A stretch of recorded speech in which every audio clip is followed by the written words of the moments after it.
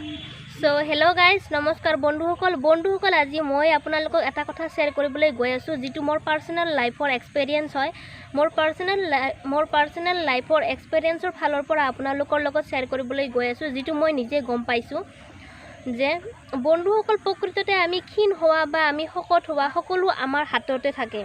প্ৰকৃততে আমি ক্ষীণ হোৱা বা আমি শকত হোৱা সকলো আমাৰ হাতত পৃথিৱীৰ যিমান শকত মানুহ আছে সেই সকলোবোৰ শকত মানুহে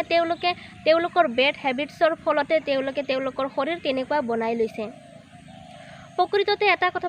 এটা কথা কম যে বন্ধুসকল আপুনি কেতিয়া ক্ষীণ হ'ব বা আপুনি কেতিয়া শকত হ'ব সেইটো নিৰ্ভৰ কৰে সকলো আপোনাৰ জীৱনশৈলী বা আপোনাৰ লাইফষ্টাইলৰ ওপৰত বা আপোনাৰ খানপানৰ ওপৰত আমাৰ সকলোৰে খানপানৰ ওপৰত নিৰ্ভৰ কৰে গতিকে যিসকলে ভাবে যে এইটো কথা ভাবে যে ক্ষীণ বহুতেই ক্ষীণ বা যিসকলে ভাবে যে খুব বেছি শকত নিজকে খুব বেছি শকত বুলি ভাবে ওজন কমাব বিচাৰে তো সেই সকলক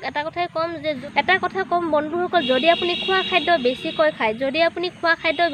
খায় আৰু বেছিকৈ খোৱাৰ পিছত যদি আপুনি শুই থাকে বহি থাকে তেনেহলে আপোনাৰ শৰীৰৰ ওজন এনেই বাঢ়ি যাব আৰু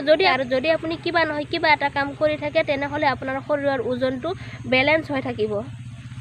তো বন্ধুসকল আজিৰ ভিডিঅ'টোত এইখিনিয়ে আছিল আকৌ লগ পাম এটা নতুন ভিডিঅ' তেতিয়ালৈকে আপোনালোক সকলোৱে সুস্থ থাকক ভালে থাকক আৰু সদায় হাঁহি থাকক ধন্যবাদ।